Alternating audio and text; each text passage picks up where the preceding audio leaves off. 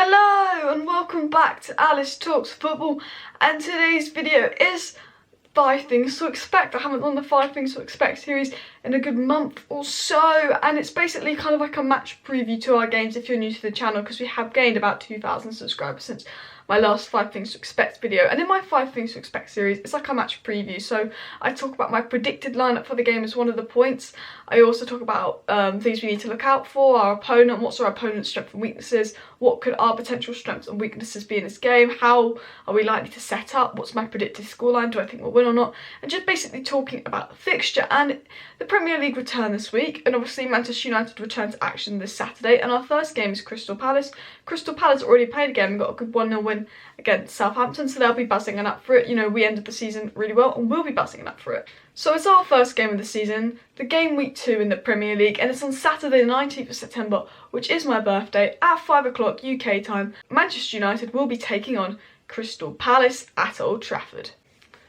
Now, before I get into the video, it'd be awesome if you could take 2 seconds to hit that like button. If you want Manchester United to win against Crystal Palace, hit that like button. And if you're new to the channel and you have not already, please click that subscribe button down below and subscribe to Alice Talks Football, where I create pretty much daily Manchester United related content, from match previews to post-match reactions to the transfer news, gossip and all of that. So it would be awesome if you could subscribe and share this video. But first things first, like with all my 5 things to expect series, I talk about my predicted lineup. And what is my predicted lineup for Manchester United versus Crystal Palace? Do I expect Donny to start? I'm going to say no. I think Donny will be on the bench. Now, there could be some question marks over Marcus Rashford. You know, he did play in the friendly, but he didn't quite look up to it. Maybe Dan James would start over Marcus Rashford. That could be a potential, because Dan James has looked more up for it and more fresh, doing well on international duty, you know. But what's my predicted starting lineup? I have gone with this as my predicted starting lineup. I have gone with Rashford to start over James. I've gone with goalkeeper David De Gea. I think he will play De Gea over Henderson. I'd be surprised if Henderson played. I think he is putting his faith in De Gea. However, offering Henderson a new contract and keeping him at the club means Ollie does have plans to play him. So I'm really interested to see who plays De Gea or Henderson, but I believe it'll be De Gea. Right back, gone with Aaron Wan-Bissaka. Centre back, Lindelof and Maguire. That's our preferred partnership. Left back, I've got my Luke Shaw. There is some big updates on Reguilon, and that he could be a Manchester United player by the Crystal Palace game. But I still think if he's a Manchester United player, Ollie will just go with what he knows for the first game in Luke Shaw. Now CDM, I've gone with Fred, because Fred played in our last 2 Europa League games. He looked quite good in the CDM spot, and I'd normally go with Matic. And I think if we're playing Tottenham, Liverpool, Man City, any top 6 team, we'd play Matic in the CDM role. But I think when we're playing teams that are likely to sit back against us and we've got to attack them, and I believe that Crystal Palace are a defensive team that will sit back against us, I think Fred will be better because he can get the ball moving a little bit quicker. He's more of an engine.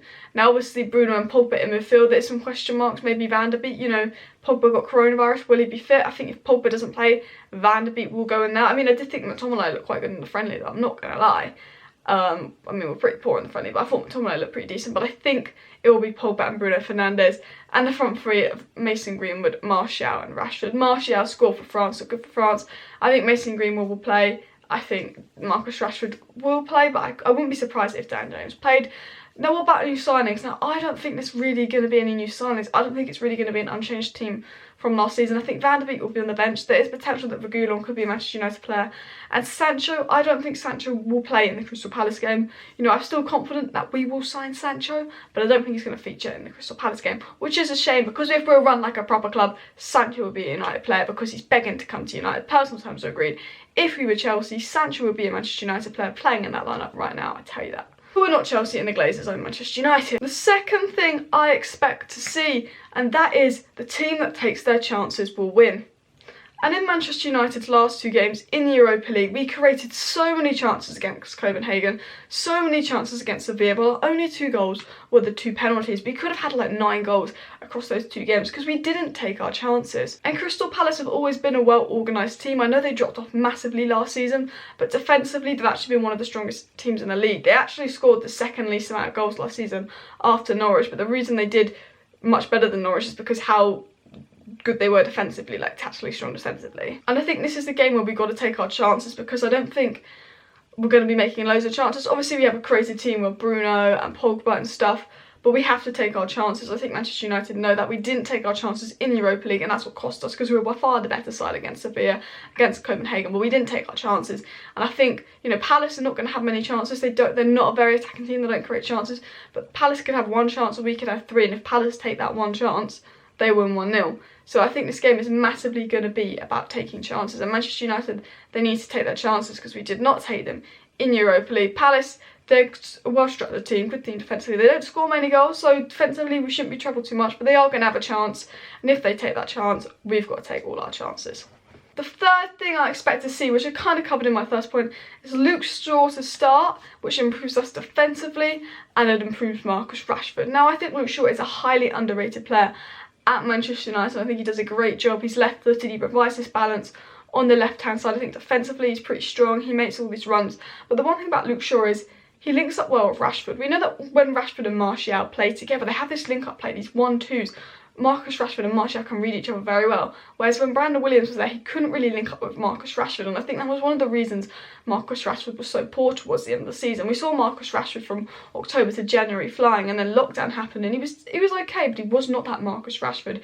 And part of it's probably due to the injury he's carrying, but I also think Brandon Williams starved him a little bit going forward. Now we have Luke Shaw back. He'll be making those runs down the left-hand side. He's left-footed. He can do that one-touch pass in.